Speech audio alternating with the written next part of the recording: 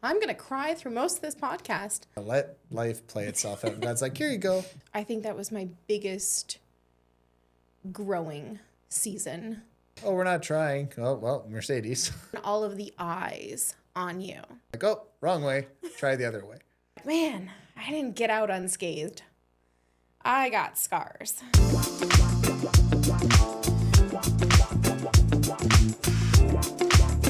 Hey everyone, and here we are with another episode of Real Stories. I'm your host, Jordan Silvester, and today we've got my beautiful wife, Cori Silvester, here with us. Hey. How's it going? Oh, just peachy. This is her first podcast, everybody, so I'm so grateful that she's agreed to join me today. So yeah, you've been doing this for a while now, haven't you? Yep. It's definitely exciting to hear other people's stories, so it's going to be cool to hear yours. Yeah, I guess so. So, kick it off. Okay, so my story. Where to even start? So I grew up in a Christian home, and I had amazing parents. I had amazing family, huge family actually. Did a lot of family-oriented get-togethers, like Christmases and Thanksgivings, and because my mom's American, we actually got to celebrate Thanksgiving twice every single year. Once in October with the Canadians, and of course, once in November with the Americans. So I consider myself very blessed to be able to have two Thanksgivings, unlike a lot of other people in the world. But it was always fun, filled with laughter, filled with lots of love. But I found myself in my high school years becoming very depressed. And during that time, I lost a couple grandparents who were really kind of my rocks.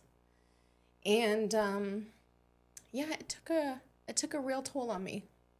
And I'm gonna cry through most of this podcast, unfortunately. It's okay.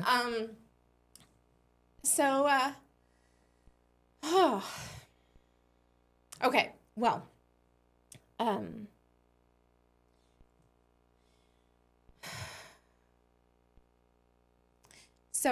high school years. High school years, I worked for a lawyer, and I actually was her general administration, basically. So I was this teenage girl working in a lawyer's office, which was pretty cool. I got to really brag to all of my friends while they were working in like McDonald's and the flippin' burgers that I didn't actually have to do that. I was a paper pusher, and I got to be in a nice fancy office, and I got to work on real estate deals and estates and wills, and so that was really, really cool. And then I started working for a real estate office, and that's where actually I met your dad. And I found out that my dad and your dad go way back in history, and I absolutely loved working in real estate. Never ever wanted to be a real estate salesperson, but I loved the back end of the job. I loved the deal secretary part. I love putting together things and helping people get to the right people. And so it was really, really, really fun, actually. We had a blast in the office. When I was 19, I suffered from like severe depression. And unfortunately, I was looking for ways to get into trouble. And never really bad trouble, I guess, but yeah, it was a very interesting time in my life. And for about 6 months, I've kind of made really, really poor decisions. However, one of those poor decisions resulted in actually me getting pregnant. And before I found out I was pregnant, I actually was in such a dark place that one of my friends from up in Toronto, she called me up. She was actually staying over in England, London, England, and she had actually gone there to be a nanny for her aunt and uncle to her basically cousin. And so she was absolutely bored in London. And she was like, Cori, can you please, like, I'm so bored. I don't know what to do with myself. And I said, that's it. I'm coming out to visit you. And I decided that I told my bosses, both of them, I said, listen, I am going away for 2 weeks. If you still want me to work for you, I will come back and work for you, but this is not negotiable. Good luck. Not the best attitude. But again, I was in a dark place. So I got on a plane, flew over there. There's a couple interesting stories in there. But while I was over there, I decided I was done fighting with life. And I said, you know what? God, I don't want my life, so I'm going to give it to you, and you can do whatever you want with it. I surrender. So it was really, really interesting because the last day I was in England was July 7th of 2005. And July 7th was the day that they bombed England. Mm-hmm. We had, there was some not so very nice people who decided to blow up a couple double-decker buses and a tube station. And anyways, while I was there,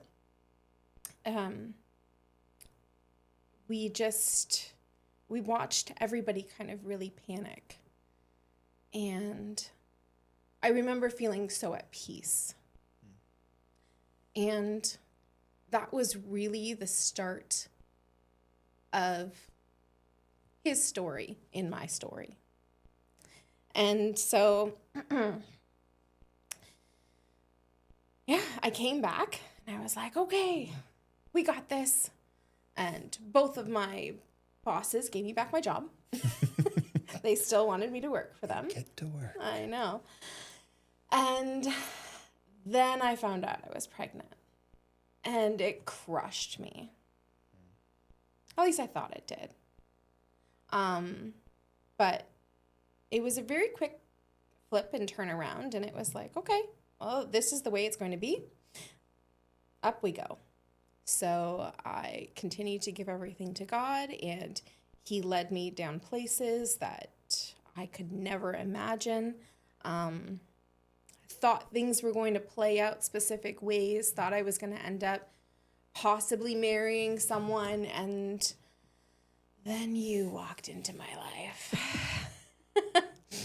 You're so lucky. I am so very lucky. No, really, I'm so very blessed.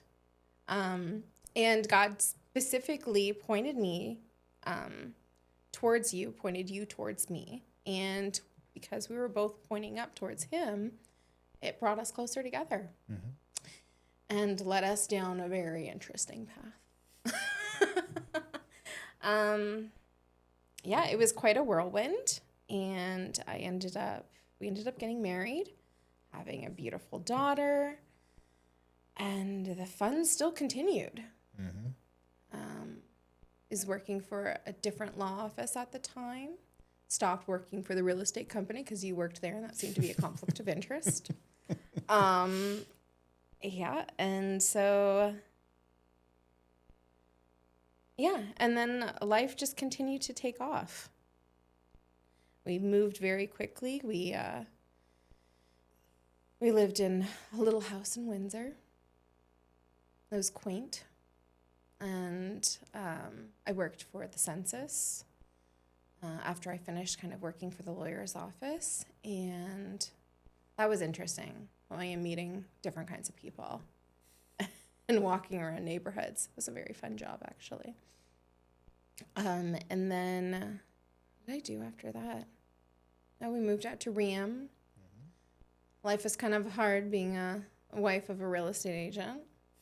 We don't have that steady paycheck of like everybody else does. And so our beginning years were a little tough. A lot of our beginning years were a little tough. Worked midnights. That was an interesting, working midnights at a truck repair place. that was fun.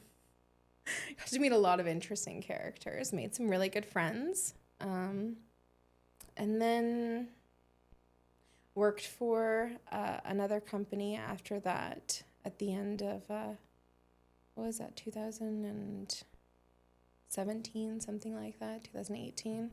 Worked for another company where, it was what did we call ourselves? A cannabis processing plant. And that I learned a lot about myself, a lot about other people, a lot about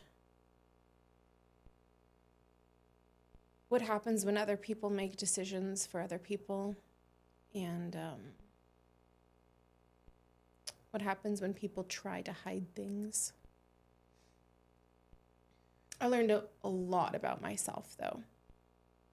And I think that was my biggest growing season, even though it felt awful. But yeah, came out. And now I work for a lovely little condo place, the condo management company. And I work in their accounting department and manage their townhomes and some of their condos too, because I have a lovely condominium manager's license. Awesome. But yeah, and then it's been really interesting watching God grow in my kids' lives and in my life and, of course, your life.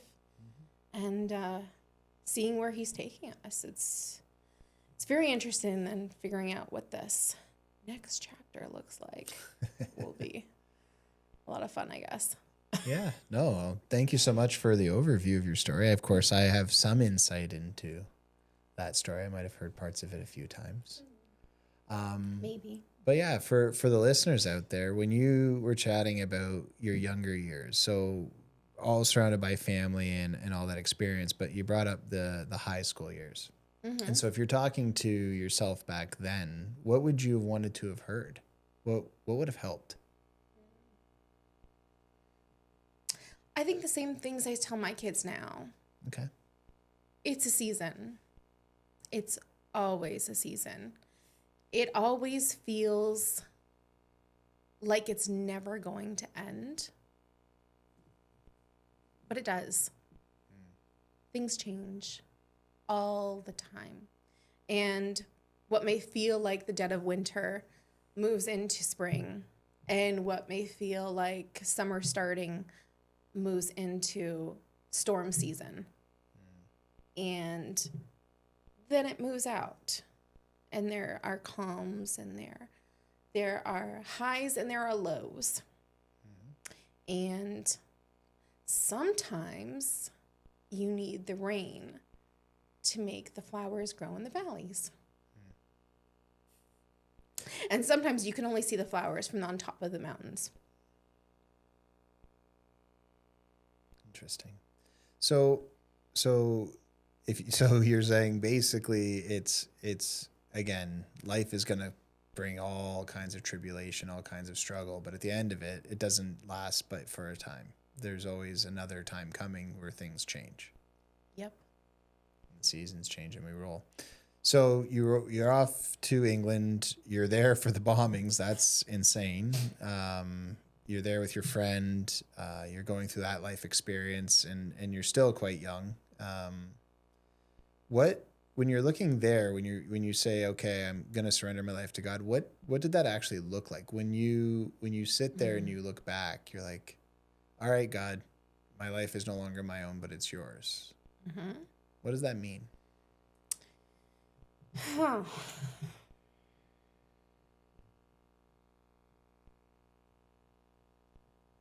What does it mean?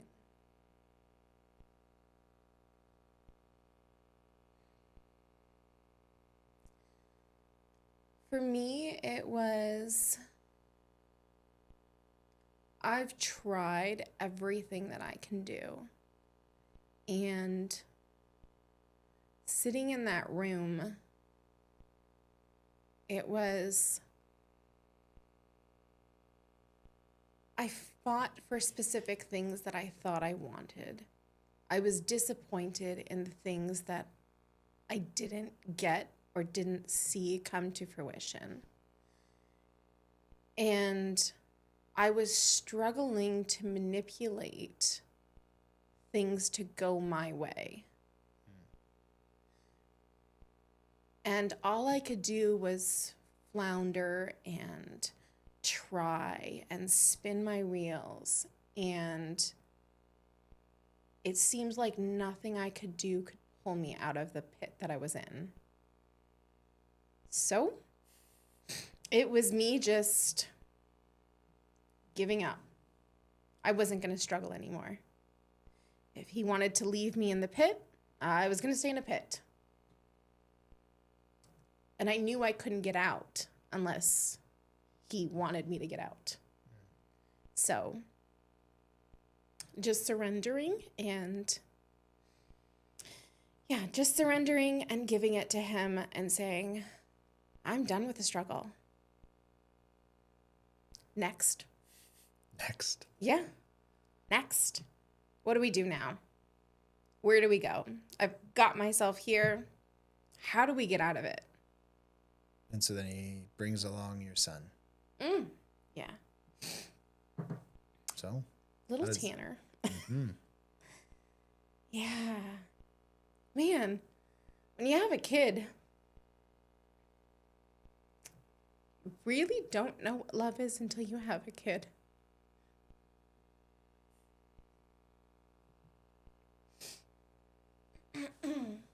Oh, gee.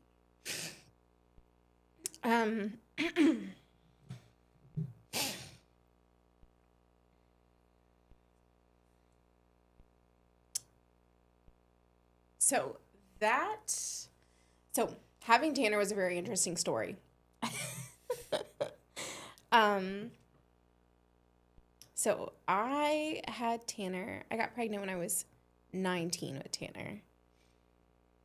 And it really did feel like, really, God, I just decided to give my life to you. I thought you were going to make this all roses. I thought it was going to be clear sailing. And it was like, man, I didn't get out unscathed. I got scars. And so having Tanner was a very difficult experience. Walking through life, being pregnant, and not having a husband, and all of the eyes on you, because you know that other people are engaging in sexual activities behind the scenes, and nobody's calling them out, but you have this big poster board saying, "Look what I did." And everybody knew it. You couldn't hide it. So I decided that I was just going to share my story in hopes that other parents would hear and watch for signs in their own kids, or other kids who were going through things would hear and make different choices. But going through that whole process and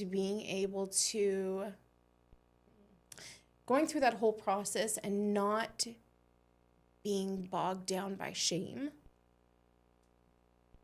was very interesting, because I could have let shame consume me. But I decided that I had asked for forgiveness for it, and I wasn't going to let anyone shame me for it. I had already paid my penance. I was just going to go through. And it wasn't anybody's job to validate me, because that's not where my validation came from. It's not where my identity came from. It wasn't my identity. And learned a lot through the whole process about myself. Ended up going through a lovely, I didn't do the normal the normal pregnancy stuff with the Lamaze classes or anything. I did hypnobirthing, which I would highly recommend to anybody. But it's very much a self-focus, self-meditation, but finding God in the peace and the calm during the storm. And I think that taught me a lot that I used later on in my life. Whenever there were storms, it was going back to that training, actually, of being calm in the midst of chaos and working through that. And then when you go through all of that hard work, and then all of a sudden you have a kid in front of you, and you're like, oh, this little thing, it's pretty cool. There's nothing like it. And you don't truly, I don't know if you truly understand what God went through when he sacrificed his son. Until you get to that point. Yeah, I don't know how much of this is going to be usable. It's all usable. So, well, you said that you didn't really know love until you met Tanner. Yeah. Looking down, and you know what it is? You don't know what unconditional love is until you look in the face of someone who has never hurt you before. And you've never hurt them. And then realize when God looks at us, he doesn't see us as someone who hurt him. And we don't see him as someone who's hurt us.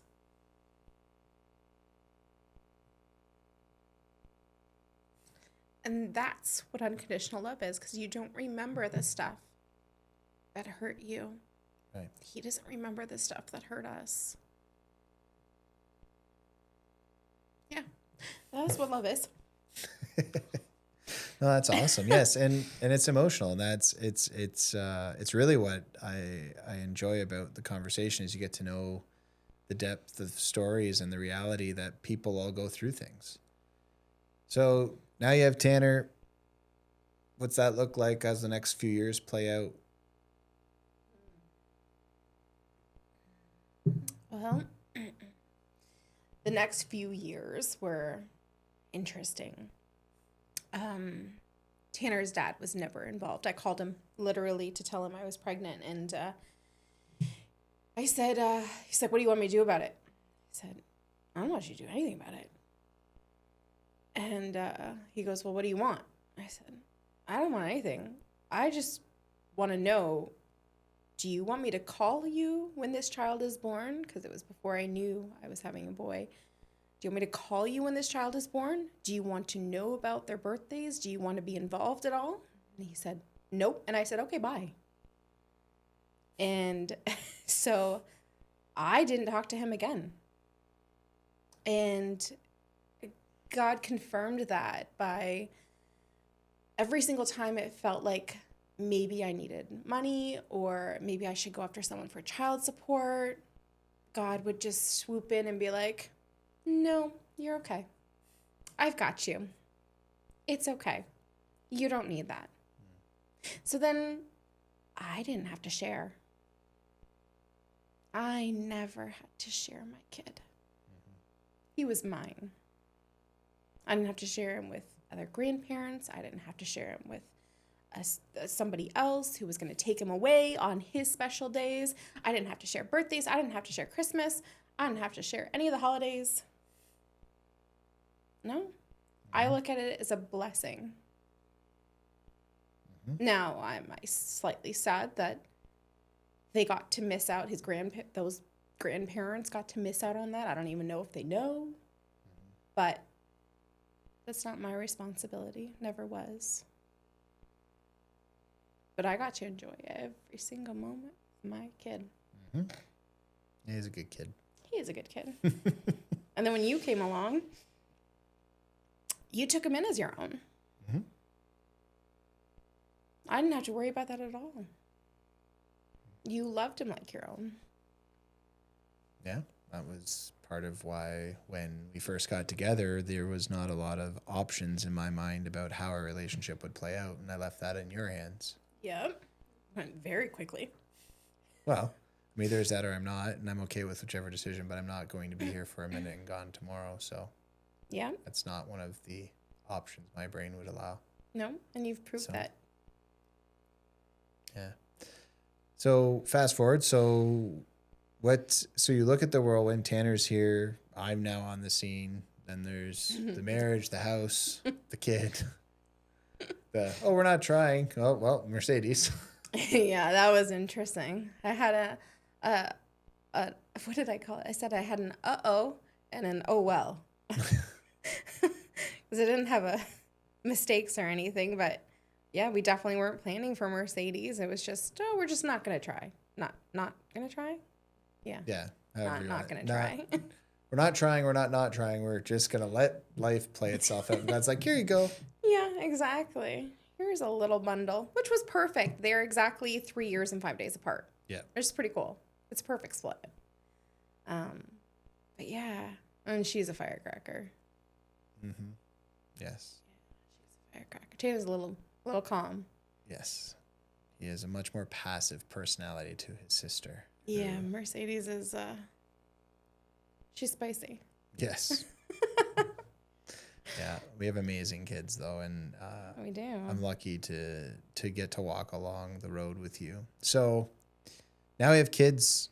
You're working here and there. I know, you were able to work along the way, but you're home part of the way too. When you're looking back at the early years of marriage, you're looking back at life. Like you said, I know earlier you mentioned life didn't play out exactly as you intended or expected. Mm-hmm. How does that play in? How do you see your expectations in life versus reality of being a mom of two, wife, partner? Well, I think I mostly expected to be in a different church, different friends, different people around us, different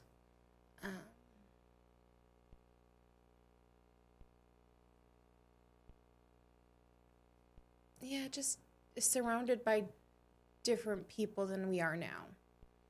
We were surrounded by amazing people. God has, of course, exceeded all expectations moving from one to another. But the life I thought was going to be very simple, very quiet, turned out not to be that at all. It's our life moved very, very fast. Our marriage, our engagement was,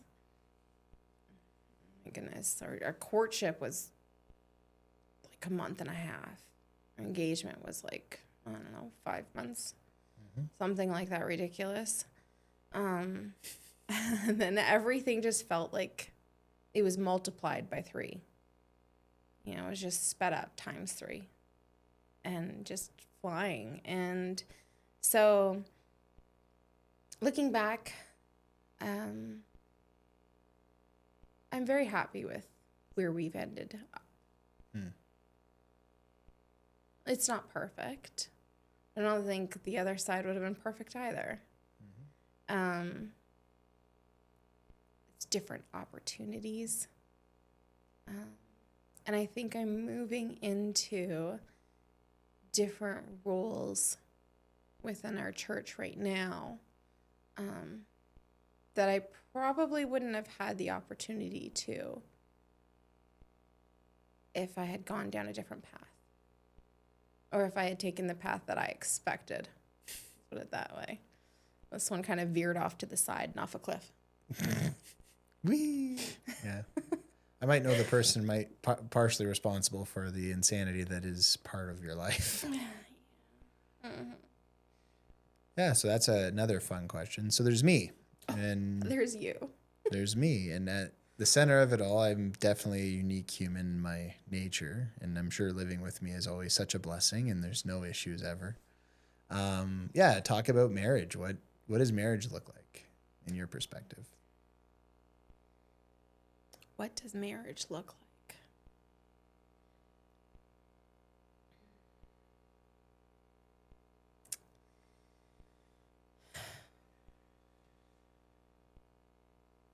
Marriage is a choice. Marriage is a daily choice. Love is a choice. I think if you're going to get married, you need to take the choice of divorce off the table. It's not an option. There is only being married. There is being happy married, and there is being angry married. And you have the choice to pick one or the other. And if you want to be happy married, I'm going to tell you right now, pointing horizontal doesn't work. Pointing vertical is the only way to go. If you're both pointing towards God and you're both focused on God and not each other, you eventually grow closer together. And oftentimes, I'm sure you'll admit, when you start focusing this way, it gets pretty trying because you see each other's flaws. Broken people trying to figure out how to be broken together instead of relying on the brokenness, which is strengthened through Christ, not through ourselves. So it's interesting to me as you speak about it. Yeah, if you're focused on what the other person isn't doing for you, that's specifically the fastest way to be upset.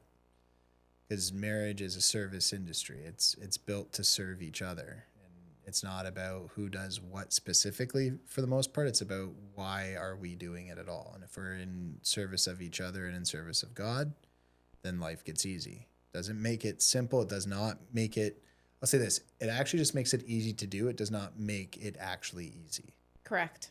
And so for me, as I sit under the same question and listening to your answer, it's that daily choice to deny yourself, take up your cross and follow after him. And in doing so, you become, at least I've learned, I've become a better husband, father, and friend by choosing that in my own life and watching, learning from you and seeing the humility that you walk with compared to the pride that I tend to. It's changed quite a bit recently, but It has. a lot of the decisions I would have made were very self-serving in their nature, even though they had an outworking of what seemed to be the benefit for all. It's been interesting to recognize that. And again, I didn't know I was doing that a lot of the time. And that's, I think, the mistake. So often in my own mind, I think that people are making decisions, and it's easiest in your own marriage. Well, my wife's doing that because X, Y, Z, when really she's not thinking that much about you. It's not why she's doing it at all. And I think so often communication, which we can both agree is not one of our great strengths. No, it's not. Why you being on here today and just having a real conversation about life is so cool. I understand why you could see the chance of it going a certain way, but I had no fear. Oh, good. I wasn't worried about it. So we're at a stage in life where things are changing yet again, and the kids are growing up pretty quick. We blinked and we have a 19-year-old and a 16-year-old. Yeah, we do. You're going to be 39 for the second time. So when you're looking at life through the lens of what's next, what do you see? I don't know. It's been a question I've been asking God for a while now of where do we go from here? It seems like things are changing, but they're not, but they are, but they're not. I know it's interesting because you come to this point in life where you do change. You move from that 30 to 40 and you start checking off those other boxes, and the ticker scrolling for your year, and you're like spinning the wheel on the Price is Right. And yeah, something does shift in your mind, and you start looking at things differently, and the things that carried value for you years ago don't hold the same weight. And so you do kind of reevaluate your identity, because for so long my identity was mom. And that's really not what it is anymore. It is, but it's different. It changes. So you have to change too. So moving into the next season, I'm trying to figure out what exactly my identity is. I'm not quite sure I've figured it out yet. But I do know that it involves helping more people, being an advocate for others, being an encourager, a cheerleader. And the stuff that we went through with Mercedes, that's taught me a lot in advocating for others, and stepping in when there's gaps, and not being afraid to step in when there's gaps. So I think looking at the church side, I've really stepped into different small groups, whether I'm a leader or a facilitator or assisting in it, or just participating in them, and watching myself grow, watching other people grow, and leaning into that has been an incredible journey to walk over the last 6 months, I would say. That's awesome. But from where we go from here, I don't know. I know it's together, but I don't know where we go. And I keep asking God, going, okay, God, what do you want me to know? Tell me what you want me to know. Tell me where you want me to be. And I think in the past, I've had clear direction. I was kind of thinking about it. When I first met you, I was very in tune to what I thought God wanted, and he led me down paths, and they were very quick paths, and it was a quick turn from, okay, we're going this way, and nope, we're pivoting this way, okay, and go, and nope, we're pivoting this way now, and go. And lately, I guess over the last few years, I kind of got like into a track, and then I thought God was telling me to pivot, so I pivoted, and then I wasn't sure I pivoted right.